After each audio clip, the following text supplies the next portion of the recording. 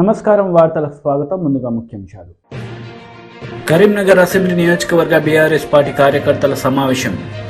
ప్రసంగించిన BRS నేతలు.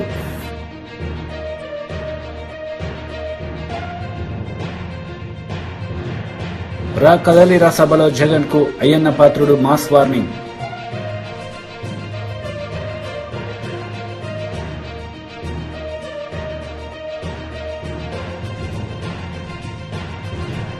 జనసేన పార్టీలో చేరిన మచిలీపట్నం ఎంపీ బాలశౌరి.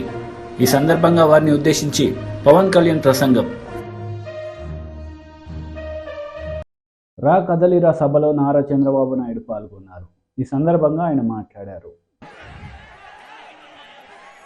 మాడుగుల రా కదిలిరా అని పిలిపిస్తే తెలుగుదేశం జనసేన నాయకులను చూస్తున్నా ఉధృతంగా ముందుకొచ్చారు, బ్రహ్మాండంగా ముందుకొచ్చారు. అదే మారుగా మా తెలుగింటి ఆడపడుచులు పెద్ద ఎత్తున వచ్చారు. యుద్ధానికి మేము కూడా సిద్ధం అని చెప్పి మా ఆడబిడ్డలు వచ్చారు.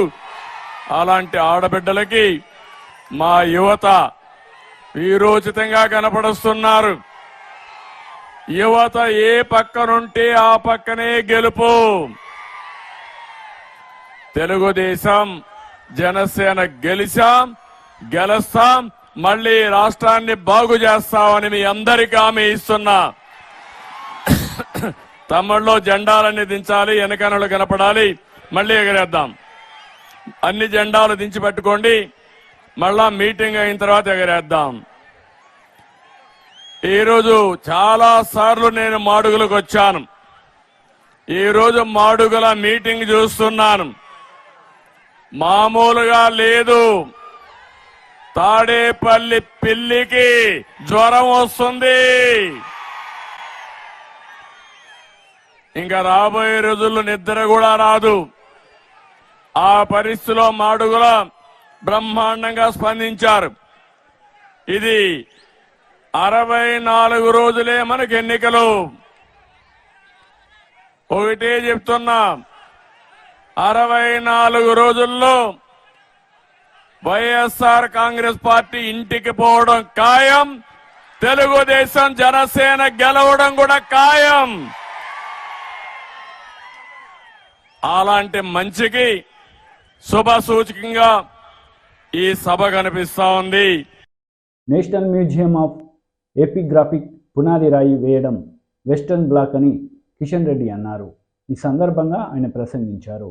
శాసనాలన్నింటిని కూడా రాళ్ల మీద రాశారు, ఆలయ స్తంభాల మీద రాశారు, ప్రముఖ కట్టడాలకు సంబంధించినటువంటి ఇతర గోడల మీద రాశారు. అదేవిధంగా కొంతమంది ప్రముఖులైతే తామ్ర పట్టికల మీద రాశారు, కొయ్య వంటి కర్రల మీద కూడా కొంతమంది రాశారు. కొంత బంగారు నగల మీద కూడా మనం చూస్తా ఉన్నాము, ఇనుప రేకుల మీద కూడా చూసాము. బ్రాస్ కు సంబంధించినటువంటి మెటల్స్ మీద కూడా చాలా మంది గతంలో పూర్వీకులు శిలా శాసనాలలో రాసినటువంటి విషయాన్ని మరి మనం చూస్తూ ఉన్నాము. ఇది కేవలము ఆయా దేశాలకు సంబంధించినటువంటి రాజుల చరిత్రలో, రాజకీయ చరిత్రలో కాదు.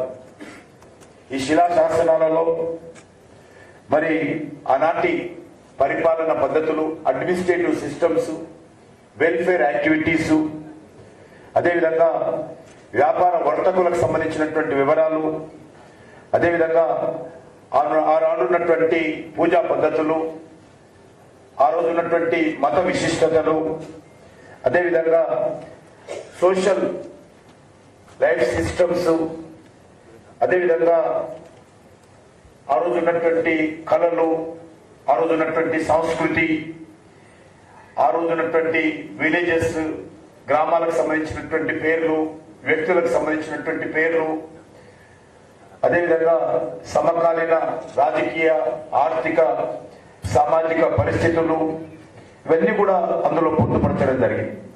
అంతేకాకుండా సాంస్కృతిక రాజకీయ పరిస్థితులకు మరి దర్శనప్రాయంగా ఈరోజు మనకు ఈ శాసనాలు ఈరోజు మనకు ఉపయోగపడతాయి. అంతేకాకుండా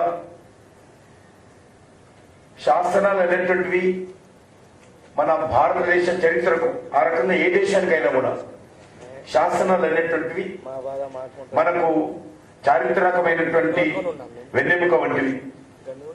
చరిత్రను పునర్నిర్మించుకోవడానికి శాసనాలకు మించినటువంటి ఆధారాలు ఎక్కడ ఉండవు.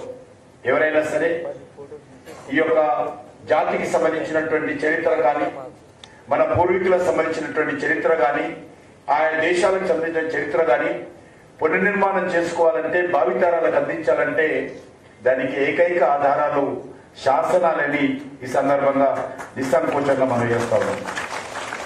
అంతేకాకుండా ఈరోజు మనం చూస్తా ఉన్నాము, ఈ యొక్క శాసనాలను మనం పూర్తి స్థాయిలో పరిరక్షించుకోవాల్సినటువంటి అవసరం ఉంది.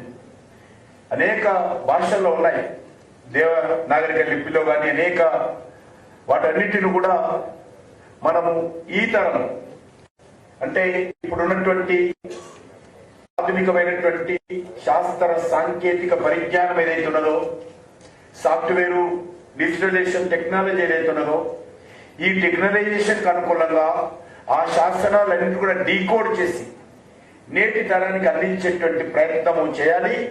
దాంతో పాటు ఆ చరిత్రనంతా ప్రిజర్వ్ చేయాలి భావితరాల కోసం. ఈ రెండు ప్రధాన ఉద్దేశాలతో ఈరోజు మనం హైదరాబాద్ నగరంలో ఈ యొక్క నేషనల్ ఎపిగ్రఫీ మ్యూజియం మనం ఈరోజు మరి ప్రారంభించుకునేటువంటి ప్రయత్నంలో భాగంగా భూమి పూజ చేసుకుంటున్నాం. అదే కాకుండా రీసెర్చ్ ఓరియంటెడ్ ఆనాటి శిలా శాస్త్రాలన్నింటిలో పరిశోధన చేయడము, పరిశోధన చేసి ఆ వివరాలన్నింటినీ కూడా పుస్తకాల రూపంలో, డిజిటల్ రూపంలో, మరి సోషల్ మీడియా రూపంలో ఈ తరానికి, భావితరానికి అందించేటువంటి ప్రయత్నము ఈ యొక్క మరి మ్యూజియం చేయబోతుందనే విషయాన్ని సందర్భంగా మనవేస్తున్నాను. అంతేకాకుండా ఇక్కడికి వచ్చేటువంటి వాళ్ళు మరి ఆనాటి అశోకుని కాలం నుంచి కావచ్చు, ఆ తర్వాత వచ్చినటువంటి వ్యక్తుల గురించి, రాజుల గురించి కావచ్చు, అంతకంటే కొన్ని ముందుకు సంబంధించినటువంటి అనేక చరిత్రను కూడా మనకు లభ్యమైనటువంటి శిలాశాసనాల ద్వారా లభ్యమైనటువంటి చరిత్రను కూడా మరి సందర్శకులు ఎవరైతే వస్తారో వాళ్ళకు అర్థమయ్యేటువంటి అనేక విధానాలు ఇంతకుముందే మా అధికారి గారు చెప్పారు. అనేక పద్ధతుల్లో ఈ యొక్క మ్యూజియంలో వాళ్ళకు అర్థమయ్యే విధంగా మరి ఇక్కడ డిస్ప్లే చేస్తాము, ప్రదర్శిస్తాము అనే విషయాన్ని కూడా ఈ సందర్భంగా మనం వేస్తున్నాం. ఇది ఒక సిస్టమ్, ఒక చారిత్రాత్మకమైనటువంటి సత్యాలను తెలియజేసేటువంటి ఒక సిస్టము ఈరోజు మన హైదరాబాద్ నగరంలో మరొకటి ఒక చారిత్రాత్మకమైనటువంటి ఘట్టము ఈరోజు భూమి పూజ చేసుకున్నాం అనే విషయాన్ని సందర్భంగా మనవేస్తున్నాను. అందుకే మన ప్రియతమ ప్రధానమంత్రి నరేంద్ర మోడీ గారు ఈ మ్యూజియం ఏర్పాటు చేయడం ద్వారా మన చరిత్రను, మన భావితరాల చరిత్రను ప్రిజర్వ్ చేయాలనే లక్ష్యంతో మరి వారు నిర్ణయించారు. కరీంనగర్ అసెంబ్లీ నియోజకవర్గ బీఆర్ఎస్ పార్టీ కార్యకర్తల సమావేశం నిర్వహించారు. ఈ సందర్భంగా పలువురు బీఆర్ఎస్ నేతలు మాట్లాడారు. ఒక ముఖ్యమంత్రి హోదాలో ఉంటూ అభివృద్ధి చేసేటువంటి వ్యక్తి కేసీఆర్ గారి పైన చాలా దుర్మార్గంగా పదజాలం ఉపయోగించిన విషయం మనకందరికి తెలుసు. బాధేసింది మనకందరికి కూడా. రండా అనేటువంటి పదానికి అర్థం తెలుసా తెలియదా రేవంత్ రెడ్డి గారికి నాకు తెలియదు. ప్రపంచంలో ఎవ్వరు కూడా ఒక ముఖ్యమంత్రి, ప్రధానమంత్రి హోదాలో ఉన్నటువంటి వ్యక్తులు ఆ విధంగా మాట్లాడరు. గౌరవ ముఖ్యమంత్రిగా ఆ హోదాలో ఉన్నటువంటి వ్యక్తి ఎవరు కూడా ఆ విధంగా మాట్లాడరు. కేసీఆర్ గారు ఒక ఉద్యమ నేతగా ప్రజల్ని కదిలించడానికి చాలా సందర్భాల్లో ఉచ్చరించినటువంటి పదజాలలో కూడా అంత హీనంగా ఎప్పుడు కూడా మరి కేసీఆర్ గారు కూడా మాట్లాడలేదు.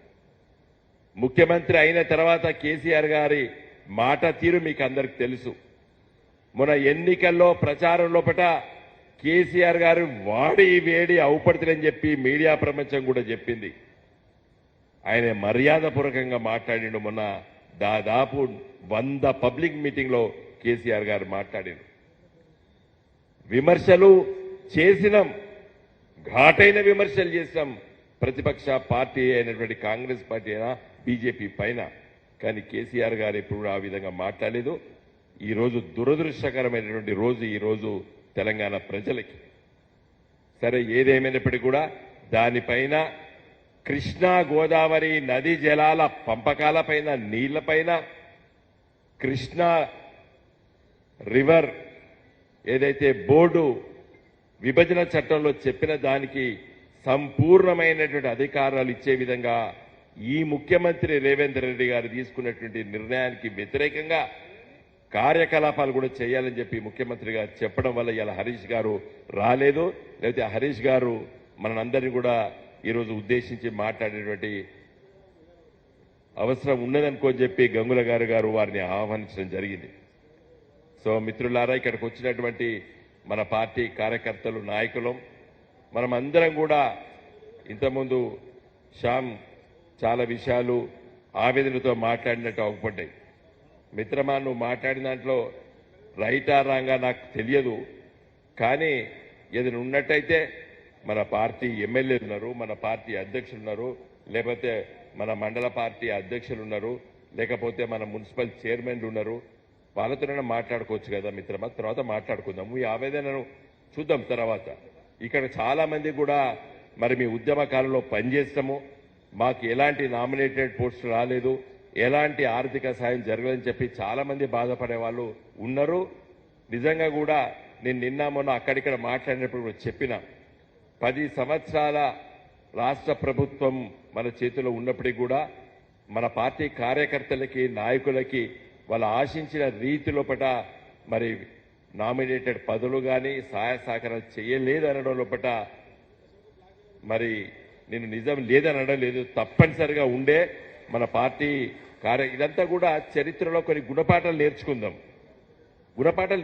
ఒక రాజకీయ పార్టీగా, ఉద్యమ పార్టీగా రాష్ట్రాన్ని సాధించడము, ముఖ్యమంత్రిగా కేసీఆర్ గారు మరొక హోదాలో ఈ రాష్ట్రాన్ని అభివృద్ధి చేస్తున్నటువంటి సమయంలో పట నిజంగా ఎంతైతే ఆదరణ మన పార్టీ కార్యకర్తలకు ఇవ్వాలో, నాయకులకు ఇవ్వాలో ఇయ్యలకే పోయినామనేది కూడా అనుకోవడంలో తప్పు లేదు. ఇలాంటి మీటింగ్లో మాట్లాడుకుందాం. నేను భారత కమ్యూనిస్ట్ పార్టీలో పనిచేసేటువంటి ఒక 20-30 ఏళ్ళు పనిచేసే సందర్భంలో చాలా వాడివేడిగా చర్చలు జరిగేది. ఆ చర్చలు వ్యక్తిగత దూషణలకు ఉండకపోయేది, గట్టిగా మాట్లాడుకునేది. హాలకెళ్ళి బయటకు వచ్చినామంటే మళ్ళీ కలిసి ఉండేది. అది కేంద్రీకృత ప్రజాస్వామ్యం వ్యవస్థ అక్కడ. సో అంత గొప్పగా ఉన్నా ఉండకపోయినా కూడా మనలాంటి పార్టీలో ఒక ఉద్యమ పార్టీ కాబట్టి మిత్రులారా, అసహనం ఉండకండి.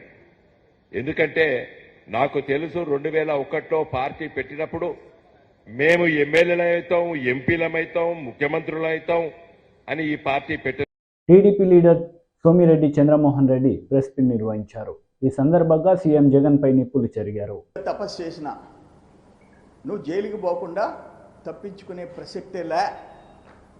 సాక్ష్యాధారాలతో కూడా, పచ్చి సాక్ష్యాధారాలు నువ్వు ప్రెస్కి రిలీజ్ చేసినవి, నా బ్యాంక్ అకౌంట్స్, నా కుటుంబం బ్యాంక్ అకౌంట్స్ ఇతర దేశాల్లో, నా వీసాలు, తప్పుడు వీసాలు, తప్పుడు బ్యాంక్ అకౌంట్లు, తప్పుడు ఆస్తులు 4 ఇతర దేశాల్లో, హాంకాంగ్, సింగపూర్, మలేషియా, ఇంకొక కంట్రీ, 4 దేశాల్లో వరి తెగించి పెట్టావు. ఇది ఆ కేసు, ఒరిజినల్ కేసు. ఎక్కడికి పోతావు నువ్వు? భగవంతుడు కాపాడాడు. ఏమని? పోలీసు వాళ్ళని తెచ్చి లోపలేసి ఏమి ఛార్జ్షీట్ ఫైల్ చేసింది? కాకాని గోవర్ధన్ రెడ్డి రాజకీయ శత్రువు అయిన చంద్రమోహన్ రెడ్డి మీద నకిలీ పత్రాలు తయారు చేయించి ఈరోజు బదనాం చేసేదానికి ప్రయత్నం చేశాడు. చేసిన ముఠాని పట్టుకున్నాము అని చెప్పి నంబర్ A1 కాకాని గోవర్ధన్ రెడ్డి మీద పెడితే లుంగి కట్టుకుని వెళ్ళిపోయాము సుప్రీంకోర్టుకి. నీకు నెల్లూరు జిల్లా కోర్టు, హైకోర్టు ఎవ్వరు నీకు బెయిలీలే.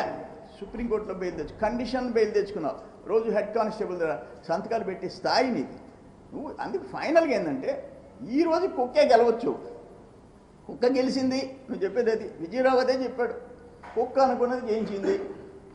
కుక్క చెప్పినట్టు 2 దొంగలు పోయి ఆ ఫైలే తెచ్చారు. 17 కోట్లలో 15,000 ఫైల్స్లో ఆ కోర్టులో మిద్ది మీద ఎక్కించింది కుక్క. దాంట్లో 11 అల్మరాల్లో కాకాని ఫైలే దొంగతనం చేసిన దాకా కుక్క ఒప్పుకోలే. మళ్ళీ డేటా కూడా రిలీజ్ చేయించి దానికి కుక్క ఏమన్నా డైరెక్షన్ ఇచ్చిందేమో మా తెలీదు. ఇది ఆ రోడ్డు మీద దొంగతనాలు చేసేవాళ్ళకి ఆ ట్యాబ్లో మొబైల్లో కాకాని కేసులో ఉండే సమాచారం డిలీట్ చేసేదానికి కూడా కుక్కే ఆర్డర్ ఇచ్చిందేమో మా తెలీదు. కానీ నువ్వు కుక్కని నమ్ముకున్నావేమో, కానీ నేనైతే నేనే నమ్ముకున్నా. మిమ్మల్ని అయితే వదిలిపెట్టే ప్రసక్తి ఎలా. 7 ఏళ్ల పైన శిక్ష, 7 ఏళ్ల పైన శిక్ష నువ్వు అనుభవించక తప్పదు. కాకానికి వద్దండి, గుర్తుపెట్టుకో, నోరు అదుపులో పెట్టుకో. మాట్లాడితే చంద్రబాబు నాయుడు గురించి నోరు పారేసుకుంటుండవు. నువ్వు ఒకటి కాదు, నువ్వు చేస్తుండే కుంభకోణాలు, ల్యాండ్ స్కామ్స్ చాలా ఉన్నాయి, తర్వాత మాట్లాడతాం. బట్ ఇది మాత్రం కోర్టు కేసులో నువ్వేదో సంకలు ఎగరేసుకొని అవుట్లు కాల్చుకొని మమ్మల్ని అందరినీ తిడితే నీ క్లీన్ చిట్ రాదు. నువ్వు దొంగవి, ముద్దాయివి. జనసేన పార్టీలో చేరిన మచిలీపట్నం ఎంపీ బాలశౌరి ఈ సందర్భంగా వారిని ఉద్దేశించి జనసేన అధినేత పవన్ కళ్యాణ్ ప్రసంగించారు. నన్ను పవర్ స్టార్ అనే పదం నాకు ఎబ్బెట్టిగా ఉంటుంది, నాకు నిజంగా చెప్పాలంటే. ఎందుకంటే ఎప్పుడు కూడా నేను నా నిర్దేశకత్వంలో ఉన్న సినిమాలు, నా కంట్రోల్లో ఉన్న సినిమాలకు ఎప్పుడు కూడా నేను పవన్ కళ్యాణ్ ఒక సింపుల్గా ఎనీ అదర్ హీరోలాగా, యాక్టర్లాగా పేరు ఉంటుంది తప్ప ఆ టైటిల్ కూడా పెట్టుకోవడం నాకు ఇష్టం ఉండదు. ఇది ఎందుకు చెప్తున్నానంటే నేను ప్రజల మనిషిగా ఉండటానికి ఇష్టపడతాను తప్ప ముందున్న బిరుదులకి నేను పెద్ద ఇష్టపడతాను. మీరు గుండెల్లో ఈ నేల కోసం, మన భారతదేశం కోసం ఈ వ్యక్తికి కష్టపడి పనిచేస్తాడని మీ గుండెల్లో అనుకుంటే చాలు. అదే పెద్ద నాకు బిరుదు. అదొక్క మాట చాలు నాకు. అందుకని నా విన్నపం కూడా ప్రజల కోసం పనిచేసే ఒక కూలీ అనుకోండి. నేను పవర్ స్టార్ కంటే కూడా ప్రజల కోసం పనిచేసే కూలీ అంటే నేను ఎక్కువ సంతోషిస్తాను. అలాగే నాకు భయాలు లేవు. నేను తప్పు చేస్తేనే భయపడతాను. నాకు ఆశలు లేవు, పదవుల మీద అత్యాశలు లేవు. ప్రజలకి నిలబడాలన్న ఒక ఆకాంక్ష తప్ప ఏ రోజు కూడా అడ్డగోలుగా పిచ్చిగా మాట్లాడి అడ్డదారులతోకి అధికారం సంపాదించాలి అని నేను ఎప్పుడు అనుకోను. అలాంటి ప్రయాణంలో ఉండగా ఒక అనుభవజ్ఞుడు, విశిష్టమైన అనుభవంతో పార్లమెంటేరియన్గా ఉంటూ ఆయన ఈ రోజున జనసేన పార్టీలో జాయిన్ అవ్వడం నిజంగా బాలశౌరి గారు మనస్ఫూర్తిగా నాకు నా కృతజ్ఞతలు తెలియజేసుకుంటా ఉన్నాను. ఆయనతోటి అనేక సందర్భాల్లో చాలా గంటలు గడిపాను. గడుపుతున్నప్పుడు ఆయన ఒక పోలవరం ప్రాజెక్టు మీద కానీ, ఆంధ్రప్రదేశ్కి రావాల్సిన నిధులు కానీ, ప్రాజెక్ట్స్ కానీ, ఆయన విజన్ చాలా అద్భుతంగా అనిపించింది నాకు. ఇలాంటి వ్యక్తి బలంగా ఇంకొకసారి జనసేన తరపు నుంచి పార్లమెంట్కి అడుగు పెట్టాలని నేను కూడా అందరిలాగా అనుకుంటా ఉన్నాను. వారికి మనందరం సంపూర్ణమైన మద్దతు ఇచ్చేలాగా అందరం ముందడుగేస్తాం. జగన్ గారు మాట్లాడితే సిద్ధం అని చెప్తా ఉన్నారు ఆయన. ఇది నేను మొన్న రెండు సందర్భాలు చెప్పి ముగిస్తాను. ఒకటి, సిద్ధం అని చెప్పి ఊరంతా, రాష్ట్రం అంతా పోస్టర్లు. దేనికి సిద్ధం? సిపిఎస్ దేనికి? ఇందాక బాలశౌరి గారు మాట్లాడుతూ ఉంటే నేను అబద్ధమే చెప్పనన్నారు ఆయన. చెప్పేది అబద్ధాలైనా అంటే నేను రాగానే సిపిఎస్ రద్దు చేస్తానని చెప్పాడు. అలాగే టీచర్ల పోస్టుల దగ్గర నుంచి డిఎస్సి అన్ని నోటిఫికేషన్స్ ఇస్తానని చెప్పారు, అది చేయలే. అలాగే మద్యపానాన్ని నిషేధిస్తామని చెప్పారు ఆయన. అవన్నీ మర్చిపోయాను కన్వీనియంట్గా. ఇలా చెప్పుకుంటూ వెళ్తే అంతు లేదు అబద్ధాల లిస్టుకి. జగన్ గారు మీరు బాధపడకండి, మేము వస్తున్నాం, ఎన్నికల రంగంలోకి అడుగు పెడుతున్నాం. మేము మౌనంగా ఉన్నామని చెప్పి ఏం ఆలోచించట్లేదు అనుకోకండి. వస్తాం, ఎన్నికల రంగంలోకి వస్తున్నాం. ప్రతిరోజు సభ పెడతాం, మిమ్మల్ని ఎండగడతాం. మాటకి మాట కాదు, పాకిస్తాం మాటలతోటి. మాటలు కత్తుల్లా వస్తాయి, మీకు ఇబ్బంది పెడతాయి. భయపడకండి మీరు లక్షల మందితో సభలు పెట్టుకోండి. స్కూల్ పిల్లలకి ఇంటర్మీడియట్ ఎగ్జామ్స్ రద్దు చేసి మరి మీరు సభలు నడుపుకోండి. అన్నిటికీ బదులు చెల్లించాల్సిన సమయం వస్తుంది ప్రతిదీ. నేను చాలా అత్యంత అరుదుగా నిర్ణయించుకున్నాను. BJP AP minority Morcha press Shaik Badshi media సమావేశం నిర్వహించారు. ఈ సందర్భంగా పలు అంశాలపై ఆయన మాట్లాడారు. कि जो हमारे आदरणीय प्रधानमंत्री श्री नरेंद्र मोदी जी जो हमारे देश में विकास का काम करवा रहे हैं, जो हमारे देश में डेवलपमेंट हो रहा है, उस डेवलपमेंट को जन जन तक पहुंचाना है और उसमें माइनॉरिटी कम्युनिटी के लिए जो भी काम हो रहे हैं, जो उनके डेवलपमेंट के लिए काम हो रहे हैं, उन डेवलपमेंट के बारे में भी अल्पसंख्यक समाज को उसकी जानकारी होना ज़रूरी है। उस जानकारी को जन जन तक पहुंचाने के लिए हम माइनॉरिटी मोर्चा के सोशल मीडिया टीम के माध्यम से हम पूरे प्रदेश में हर स्कीम के बारे में जानकारी हम जन जन तक पहुंचाएंगे। उसमें हमें आंध्र प्रदेश की सोशल मीडिया टीम जो माइनॉरिटी मोर्चा की है उसका जो सहयोग रहेगा। साथ ही साथ हमारे यहाँ के आंध्र प्रदेश के अल्पसंख्यक मोर्चा के अध्यक्ष श्री बाजी साहब से भी बात हुई हमारी, तो इस चीज़ को इसको जो सोशल मीडिया को हम बहुत इम्पोर्टेंस दे रहे हैं और उसी के माध्यम से हम लोगों तक पहुंचकर जो हमारे देश में डेवलपमेंट हो रहे हैं उसकी जानकारी हम पूरे अल्पसंख्यक समाज में देना चाहते हैं। और जो स्कीम्स चल रही है हमारे देश में, जैसे कि जो हुई पीछे कोविड के टाइम पे फ्री वैक्सीनेशन पूरे देश में हुआ है, वो बहुत महत्वपूर्ण था। जब इतने प्रॉब्लम में जब देश चल रहा था तो हमारा देश ही एक ऐसा था जिसने 3-3, 4-4 वैक्सीन यहाँ पे बनवाई और पूरे ऑल वर्ल्ड में हमने भेजी है। वैसे ही हमारे पूरे देश में सभी को फ्री में वैक्सीनेशन किया गया। आज की तारीख में जनधन योजना चल रही है, direct DBT beneficiary direct bank transaction जो ट्रांसफ़र हो रहा है, किसान हमारे जो देश में किसान हैं उन सभी को जा रहा है। उज्ज्वला योजना में हमारी बहनों को पूरे देश में करोड़ों बहनों को उज्ज्वला योजना के अंतर्गत गैस मिला है। उसके साथ ही किसान विकास निधि जो हर साल हमारे प्रधानमंत्री जी की तरफ से हर प्रदेश में हर किसान के खाते में डायरेक्टली ट्रांसफ़र हो रही है, जो कि पहले नहीं होता था। वैसा अगर कोई सरकार भेजती भी थी तो उसमें से जैसे दूसरी गवर्नमेंट ने बताया भी कि हम 1 रुपया भेजते तो उसमें से सिर्फ 15 पैसे पहुँचते हैं, लेकिन मोदी जी के राज में, आज हमारे भारतीय जनता पार्टी के राज में अगर 1 रुपया भेजते हैं तो पूरा 1 रुपया जहाँ पहुँचना है वहाँ पहुँच रहा है, कहीं बीच में से कहीं भी नहीं जा रहा है। इसके साथ ही साथ दिव्यांग जन योजना भी चल रही है और सबसे बढ़िया हेल्थ आयुष्मान जो कार्ड हमारा बन रहा है, उसमें प्रधानमंत्री जी का टारगेट है कि हमारे देश में हर नागरिक जो कमज़ोर से कमज़ोर और अमीर से अमीर है सबको ये इस योजना का लाभ मिले और उसमें हेल्थ आयुष्मान भारत योजना भी चल रही है। प्रधानमंत्री जी आवास योजना के अंतर्गत करोड़ों घर अब तक जिसको ज़रूरत है ज़रूरतमंदों को घर भी प्रदान किए जा चुके हैं और अगले सालों में अगले सरकार बनने के बाद में और भी करोड़ों घर हमारे देश में देने का काम किया जाएगा। రా కదలిరా సభలో జగన్కు అయ్యన్న పాత్రుడు మాస్ వార్నింగ్ ఇచ్చారు. ఈ సందర్భంగా ఆయన ప్రసంగించారు. ఓకే అండి,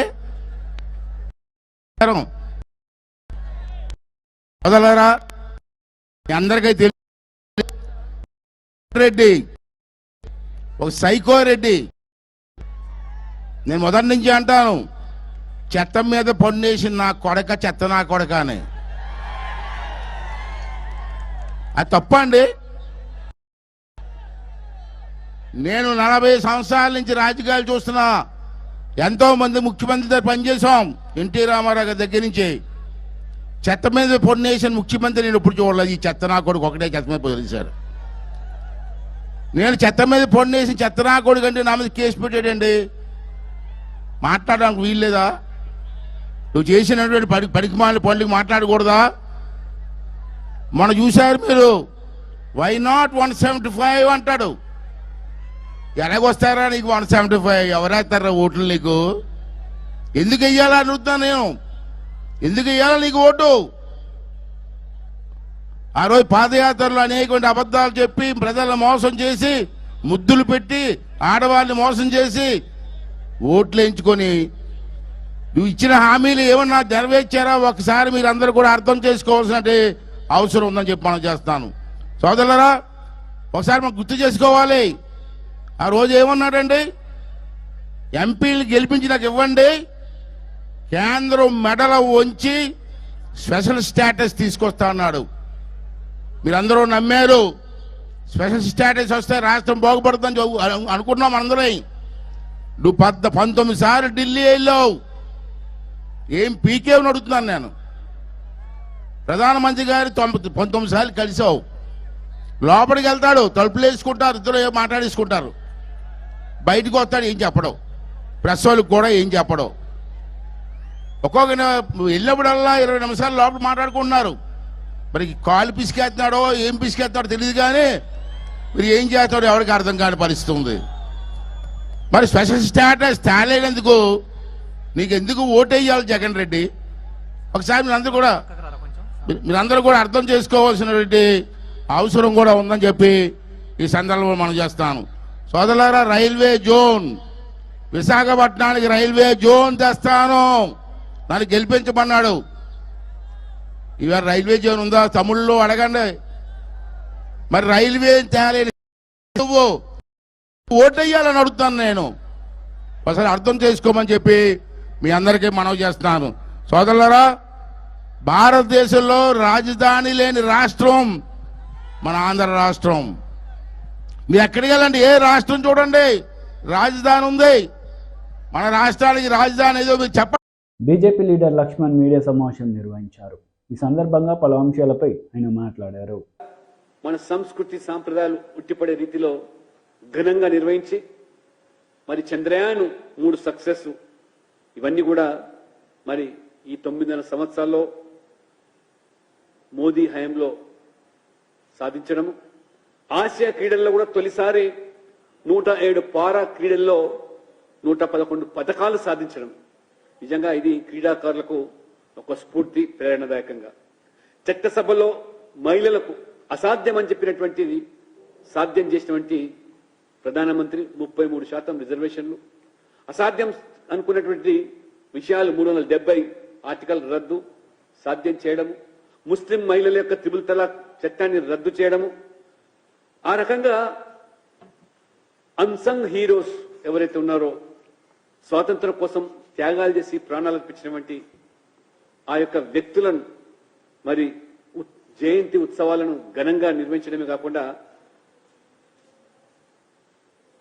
భగవాన్ బిర్సా ముండా యొక్క జన్మదినాన్ని జనజాతీయ గౌరవ దివస్గా, ఏ రకంగా ఇవాళ ఆదివాసులను గౌరవాన్ని పెంచే విధంగా తెలంగాణలో కూడా సమ్మక్క సారక్క పేరు మీద ఒక గిరిజన యూనివర్సిటీకి మంజూరు చేసి నిధులు సమకూర్చి మరి తెలంగాణ ప్రాంతంలో ఉన్నటువంటి గిరిజనుల యొక్క మనోభావాలు కాపాడు.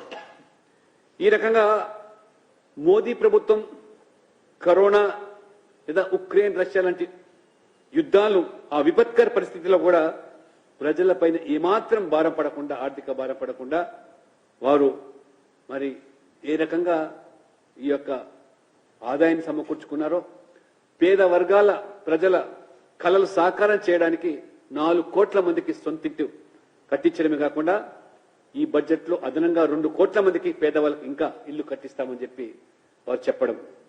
మహిళా సాధికారికత కోసం మరి ఈరోజు మోదీ ప్రభుత్వం చేస్తున్న కృషి 2 కోట్ల మంది మహిళలు ఇవాళ స్వయం సమృద్ధి సాధించడం. యువశక్తి, నారీ శక్తి, రైతాంగము, పేదలు అనేటువంటి 4 స్తంభాలపైన ఈ దేశ అభివృద్ధికి మరి మోదీ గారు ఒక సంకల్పంతో పనిచేయడం. కులాలు కాదు, జాతులు కాదు, ఈ 4 మరి మూల స్తంభాలైనటువంటి యూత్, ఉమెన్, అదే రకంగా రైతులు, పేద వర్గాలు. దాంతోపాటు కేంద్ర ఆర్థిక మంత్రి నిర్మలా సీతారామన్ గారు కూడా ప్రవేశపెట్టిన బడ్జెట్ ఇది సమ్మిళిత సృజనాత్మకమైనటువంటి బడ్జెట్. అన్ని వర్గాల ప్రజల శ్రేయస్సుకు దోహదపడేటువంటి, ప్రజల్లో విశ్వసనీయత పెంచేటువంటి బడ్జెట్ ప్రవేశపెడితే దానిని కూడా వక్రీకరించి ఏ రకంగా రాజకీయాలతో, ఎన్నికలతో నిమిత్తం లేకుండా భారతదేశం యొక్క భవిష్యత్తుకు దోహదపడేటువంటి బడ్జెట్ వారు ప్రతిపాదిస్తే, వికసిత భారత్, అభివృద్ధి చెందినటువంటి దేశంగా 2047 సంవత్సరానికి భారతదేశాన్ని మరి తీసుకెళ్లాలనేటువంటి ఒక సంకల్పంతో ప్రభుత్వం ప్రవేశపెట్టిన బడ్జెట్ ముఖ్యంగా ఇన్ఫ్రాస్ట్రక్చర్ మీద కానీ లేదా ఈరోజు మరి సంక్షేమం పట్ల సమపాలతో ఒక సమానత పాటిస్తూ మరి దేశ ప్రజల ఆకాంక్షలకు, అంచనాలకు అనుగుణంగా ప్రజా సంక్షేమము. వార్తలు ముగించే ముందు ముఖ్యాంశాలు మరోసారి. కరీంనగర్ అసెంబ్లీ నియోజకవర్గ బీఆర్ఎస్ పార్టీ కార్యకర్తల సమావేశం. ప్రసంగించిన బీఆర్ఎస్ నేతలు.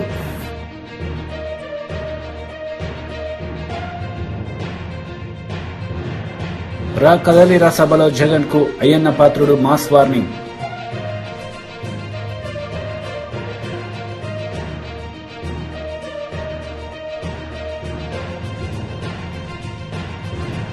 జనసేన పార్టీలో చేరిన మచిలీపట్నం ఎంపీ బాలశౌరి.